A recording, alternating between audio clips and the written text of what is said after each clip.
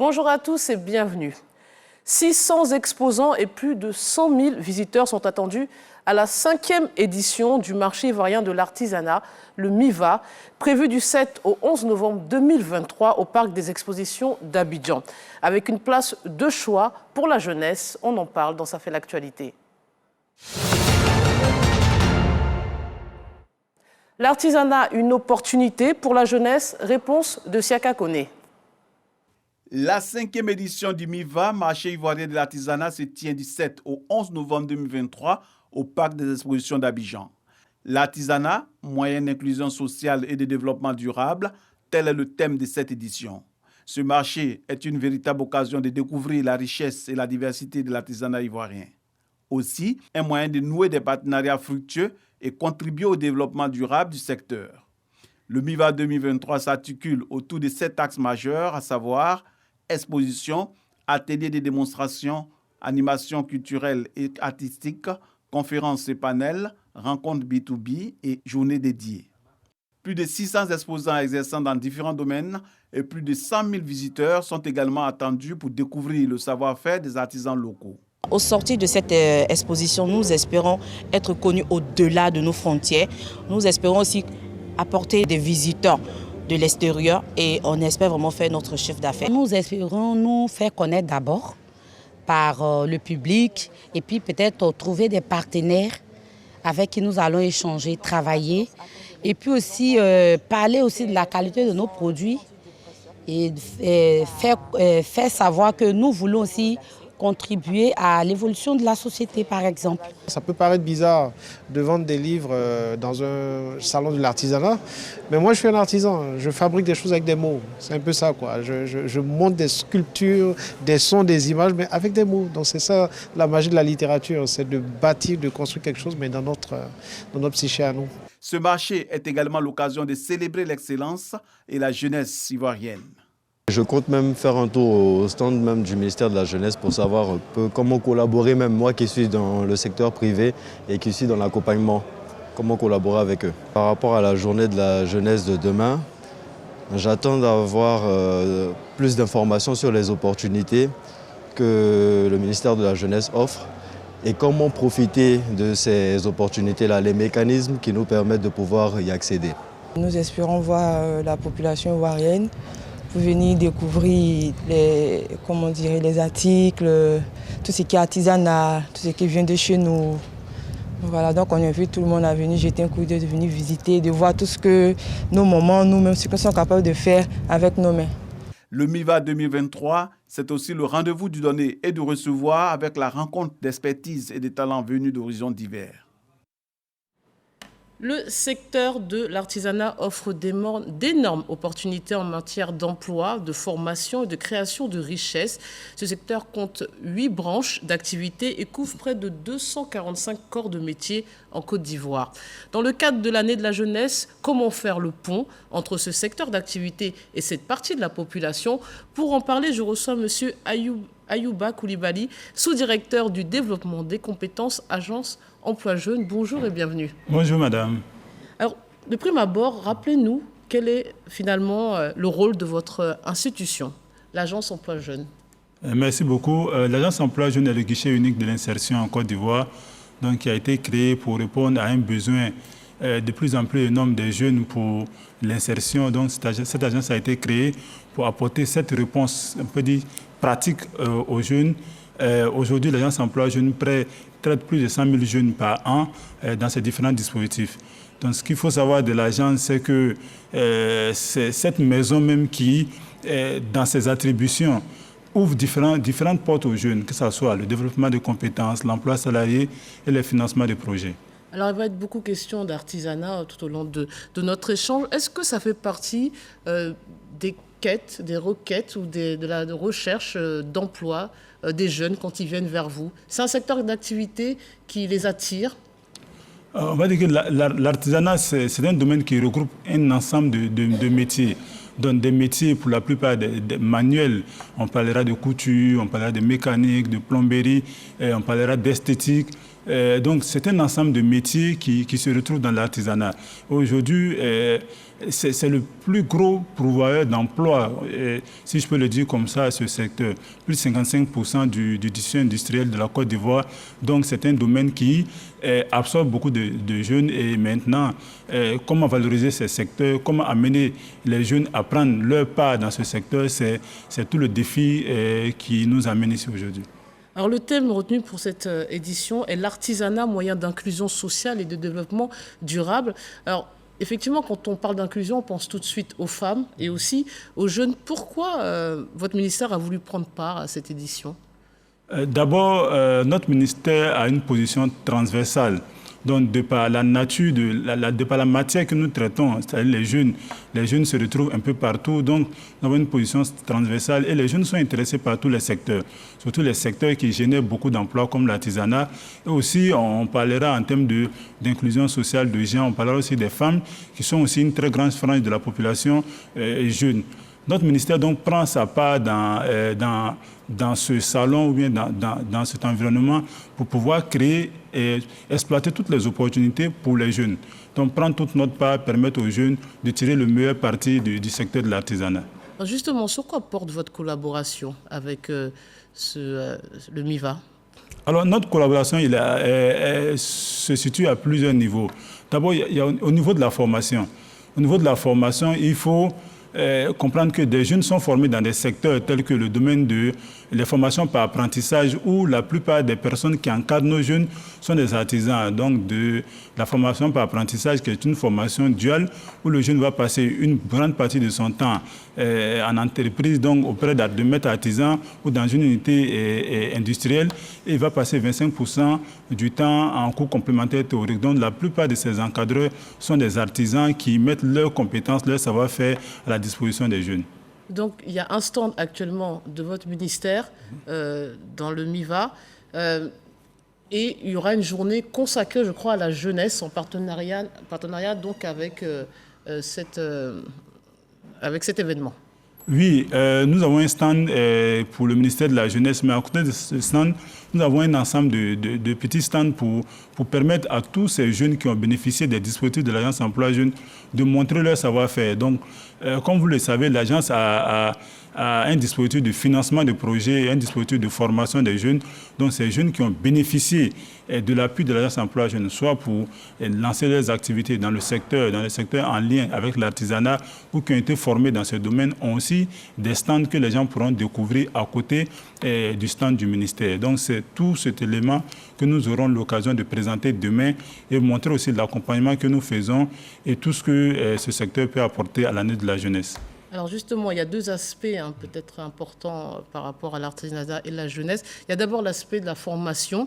L'artisanat est certes un vivier d'emploi, mais nécessite donc une formation. Il y a l'apprentissage, les maîtres artisans, les ateliers.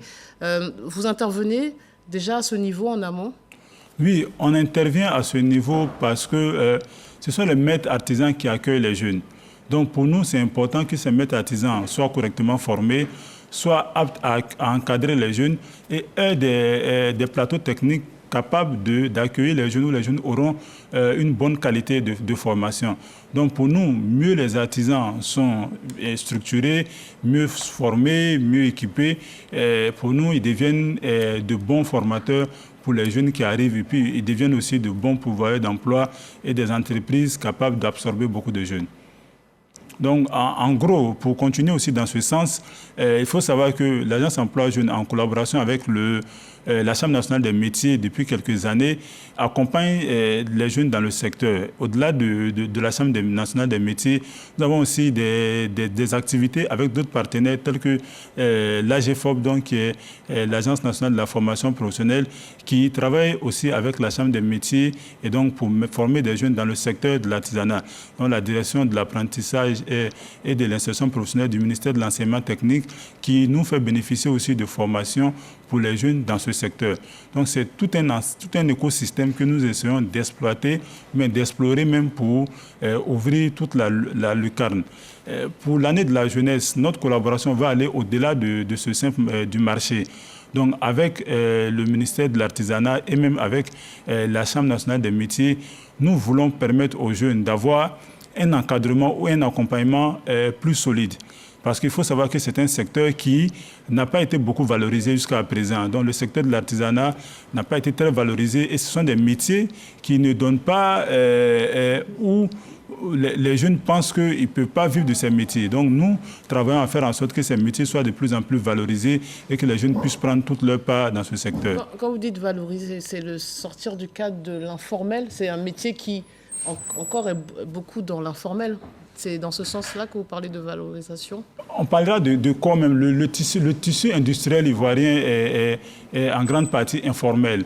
Donc pour nous, en les professionnalisant, en réduisant le taux d'informalité, on va apporter de la valeur ajoutée à ce secteur. Donc en apportant de la valeur ajoutée à ce secteur, il y aura des revenus plus élevés pour ces personnes qui sont dans ce secteur et va attirer plus de jeunes dans ce milieu. Alors, je me permets de vous interrompre puisqu'on vient d'être rejoint par le second invité. Bonne arrivée. Je pense que vous étiez dans le rush de l'activité qui a démarré aujourd'hui. Vous êtes Monsieur Kinimo Amon-Georges, directeur de l'encadrement, de la promotion de l'artisanat et de la mutualité au ministère du Commerce et de l'Industrie. C'est bien ça? Oui, c'est exactement ça. Je suis le directeur de l'encadrement, de la promotion de l'artisanat et de la mutualité au ministère du Commerce et de l'Industrie, comme vous l'avez dit. Alors, vous nous prenez en chemin, mais je me tourne vers vous. Là aussi, pourquoi avoir fait le choix de mettre en lumière, en valeur les jeunes par rapport à l'artisanat? Ok, merci bien, madame. Je pense que le choix de mettre en lumière, en ligne de mire les jeunes, la jeunesse, c'est que, premièrement, c'est la relève. La jeunesse est la frange de la population la plus fragile. Et donc, il faut y faire attention. Et en dernier lieu, il y a que son Excellence, Monsieur le Président de la République, a déclaré dans son adresse à la nation en fin de l'année 2022 qu'il faisait de la jeunesse une priorité. Instruction donc a été donnée. Il faut donc crédibiliser les propos de Monsieur le Président et en les traduisant en actes. Et c'est ce que nous faisons conformément aux instructions également de Monsieur le ministre du Commerce, de l'Industrie et de la Promotion Non, autant pour moi. C'est l'ancienne dénomination qui m'est venue à l'esprit, donc de Dr Souleymane Tiarasouba, ministre du Commerce et de l'Industrie. Vous faites bien parce qu'effectivement, cet événement a été créé à l'initiative du gouvernement en 2014. À votre avis, pourquoi avoir besoin d'avoir ce salon de l'artisanat ivoirien? Alors, l'artisanat est un secteur important de l'économie de la Côte d'Ivoire. Selon les derniers chiffres, il contribue à hauteur de 12% au produit intérieur brut de notre pays et il emploie environ 40% de la population active. C'est 245 métiers et vous ne vous imaginez pas, madame, que si on prend le temps de promouvoir, de valoriser ces 245 métiers, ça pourra donner de l'allant et davantage de dynamisme à l'économie de notre pays. Ça pourra également permettre à notre jeunesse de s'épanouir davantage en ayant un emploi, en créant une activité et en créant également la richesse. Alors on en parlait juste avant avec mon autre interlocuteur, mais beaucoup associent aussi l'artisanat au talent, à la passion. Déjà, est-ce que cela s'apprend ou est-ce réducteur comme approche? Parce qu'on s'adresse aux jeunes là, aujourd'hui. On associe les artisans, puisque c'est du manuel, c'est du temps et parfois peu de revenus. Donc, est-ce qu'on peut enseigner la passion, le talent Ok, merci beaucoup. C'est les deux. Hein. Oui. Il y a une bonne frange d'artisans qui ont reçu leurs compétences de façon, on va dire, quasi innée. Voilà, c'est naturel en eux. Et puis, il y a l'autre frange d'artisans qui a accepté d'apprendre. Autant c'est inné, autant on peut l'apprendre. Parce qu'il y a des écoles de formation professionnelle qui existent. On peut apprendre l'artisanat en étant à la remorque d'un maître artisan, c'est-à-dire quelqu'un qui, certes, n'est pas allé de façon conventionnelle à l'école pour apprendre, mais qui a la maîtrise, qui a la compétence et donc peut permettre à d'autres personnes, par la voie pédagogique, d'apprendre. Mais selon vous, messieurs, pourquoi ce secteur d'activité n'est pas aussi attrayant? Vous dites qu'il est pourvoyeur d'emploi, mais pourquoi il faut-il se mobiliser pour faire ce pont? C'est une histoire de revenus? Est-ce que déjà même on peut chiffrer ce que l'on peut gagner dans l'artisanat?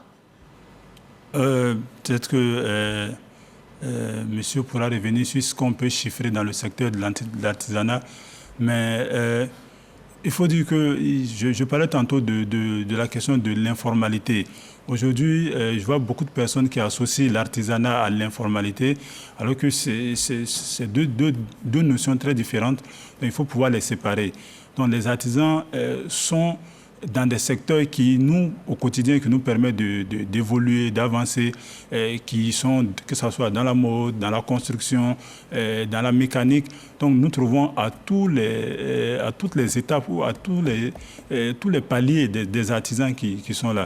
Donc, la valorisation dépendra en partie des artisans eux-mêmes. Comment ils se vendent, comment ils présentent le rendu de leur travail. Et je pense que le salon vient à point nommé. Pour nous, c'est important que ce secteur soit valorisé pour attirer plus de jeunes.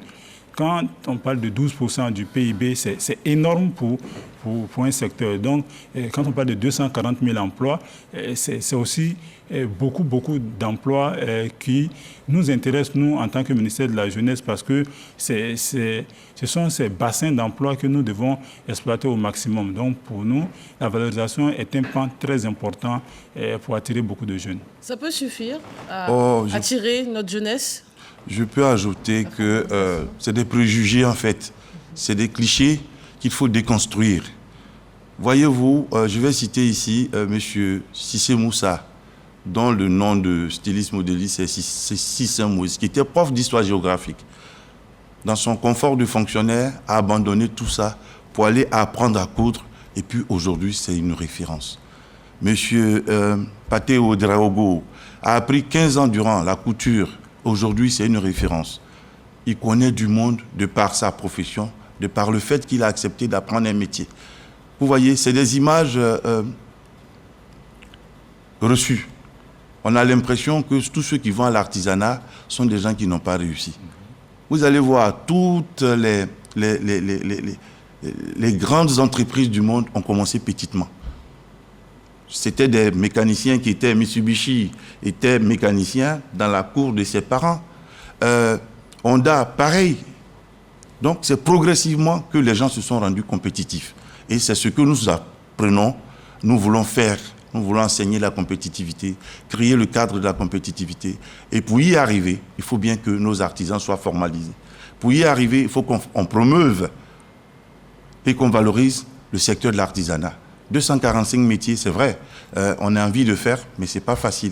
C'est pour ça que nous y allons progressivement. Donc le rôle, l'un des objectifs ou des enjeux du MIVA, c'est du marché ivoirien de l'artisanat créé depuis 2014 par le gouvernement ivoirien, institué par le gouvernement ivoirien. C'est d'accompagner nos artisans, c'est d'accompagner les produits locaux, c'est de les permettre au secteur d'artisanat d'être davantage connu et d'appeler en même temps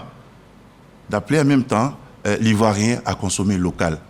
Parce que si vous produisez, si vous avez la matière première, que vous transformez, que vous ne consommez pas, la valeur ajoutée va aller ailleurs. On en parlera, on est revenu régulièrement sur ce sujet dans nos émissions.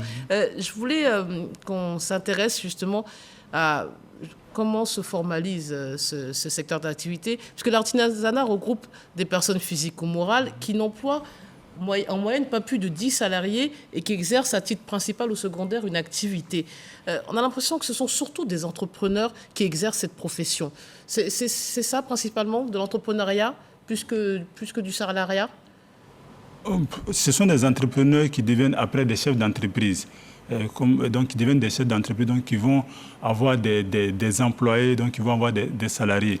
Et il a donné des exemples très palpants qui peut-être, qui au départ étaient des entrepreneurs standards qui sont devenus aujourd'hui de grands chefs d'entreprise et qui emploient des salariés, mais qui sont eux aussi des artisans.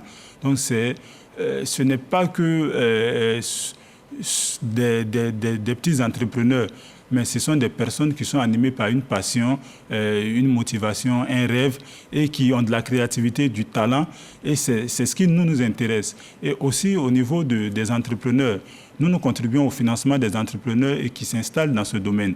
Parce que la plupart des jeunes que nous finançons aujourd'hui vont dans le secteur de l'artisanat, et ça nous permet de voir que c'est un secteur qui a de la valeur ajoutée, qui permet à des jeunes de sortir de leurs activités. Et demain, quand on pourra en faire des champions nationaux. Vous confirmez le côté entrepreneurial? Oui, tout à fait. Très présent dans ce secteur d'activité? Tout à fait. C'est l'initiative, c'est la base de l'entrepreneuriat, le secteur de l'artisanat. C'est de là-bas qu'on va s'exercer. On ne commence pas par monter un empire. On ne commence pas par monter une grosse structure. C'est à la base, on commence tout doucement. On a envie de faire quelque chose. On n'a peut-être pas les moyens à l'entame, mais c'est progressivement qu'on le fait. Voilà, donc je partage ce que monsieur vient de développer. C'est comme ça qu'il faut commencer. Autre question sur la journée de demain, qui est dédiée donc à la jeunesse. À quoi doit-on s'attendre de votre part? Alors, la journée de demain, il y a des panels, il y a des ateliers de démonstration, il y aura également des échanges avec la jeunesse. Le ministère en charge de la jeunesse et de l'insertion professionnelle a déployé toute une batterie sur le MIVA. Je pense qu'ensemble, nous allons entretenir les jeunes, les élèves, les étudiants, pour qu'ils sachent. Parce que quelquefois, ils n'ont pas l'information.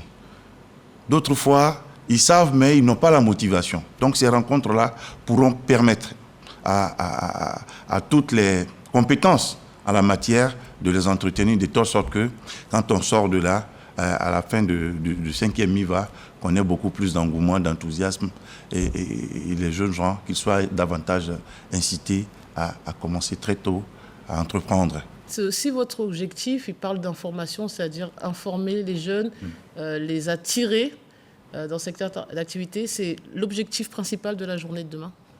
Ce qu'il faut savoir, c'est que la participation du ministère à ce salon et à ce niveau même a été une volonté du ministre Mamadou Touré, ministre de la Promotion de la Jeunesse, parce qu'il a insisté que cette année, le ministère prenne toute sa place dans ce salon et dans ce marché, parce que ce marché ne peut avoir lieu sans que le ministère de la Jeunesse prenne toute sa place.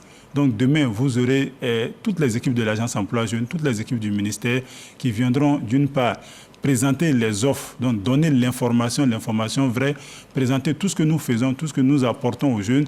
Et à côté de cela, vous verrez les jeunes qui ont bénéficié des services de l'Agence Emploi Jeunes, du ministère de la Jeunesse et qui ont pu s'installer, ces artisans.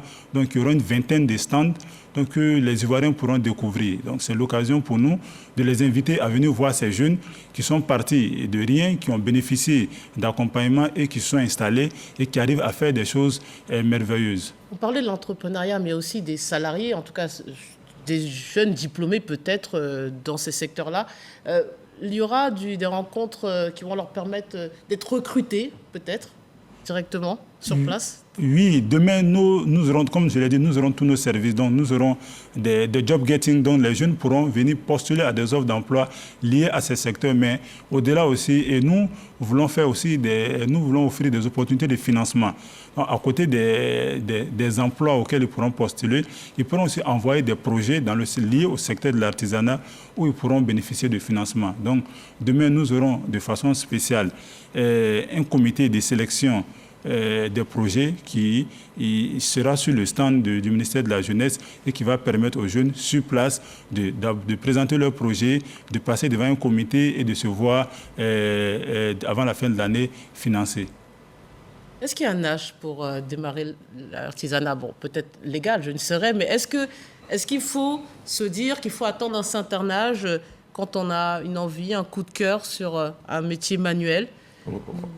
Merci bien, madame. Je pense que plutôt cette envie-là naît, mieux ça vaut. Il faut commencer tôt parce que c'est du chemin qu'il faut faire.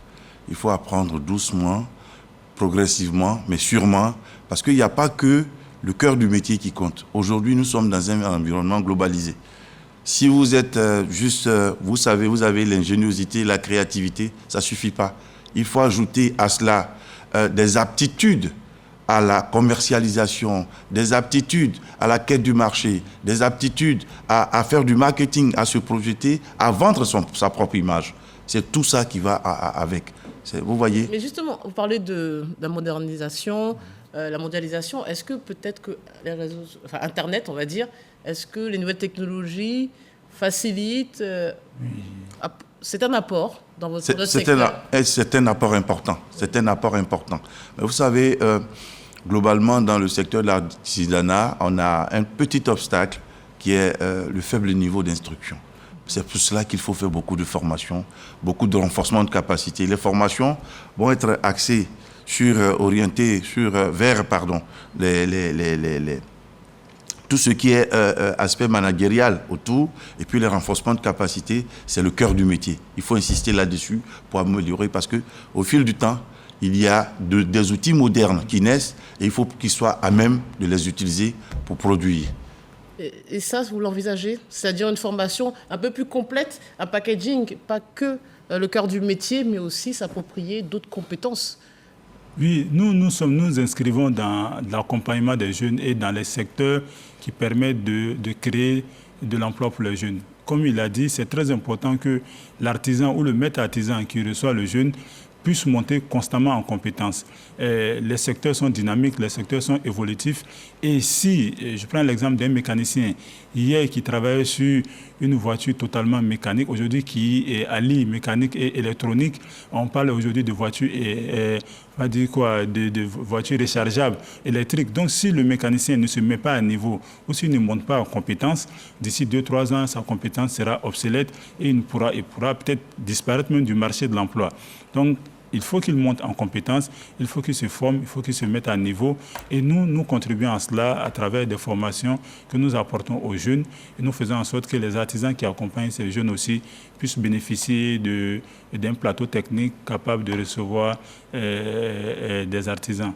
Alors, un dernier mot, c'est vrai qu'on s'adresse principalement aux jeunes aujourd'hui, mais j'imagine que c'est ouvert à tous. Et quels sont finalement les temps forts auxquels on doit s'attendre pour cette 5e édition dans les jours à venir, en plus de la journée de demain? D'accord. En plus de la journée de demain, il y a que d'ici la fin, il y a le Congo, la République du Congo qui est l'invité, qui a l'honneur sur cette 5e édition du MIVA, à qui une journée sera dédiée. Donc le Congo va faire montre de son savoir-faire, de ses qualités culturelles, globalement parlé, dit. Et puis il y a l'agence emploi jeune qui vient avec nous pour qu'on puisse davantage encadrer, accompagner cette jeunesse qui a envie de faire. La jeunesse, c'est aussi bien celle qui est scolarisée et que celle qui est hors du cycle scolaire. Justement, l'accès est gratuit? Gratuit, totalement gratuit. Donc, accès libre. Peut se rendre... Accès libre au MIVA, voilà. Gratuit. Et puis enfin, il y a que le samedi, nous allons clôturer avec un grand défilé de mots des créateurs du Côte d'Ivoire. Allez, ce sera le mot de la fin, messieurs. Merci infiniment pour tous vos éléments de réponse. Merci à vous. Merci, madame. De nous avoir suivis. Restez sur RTI 1. Merci. Merci.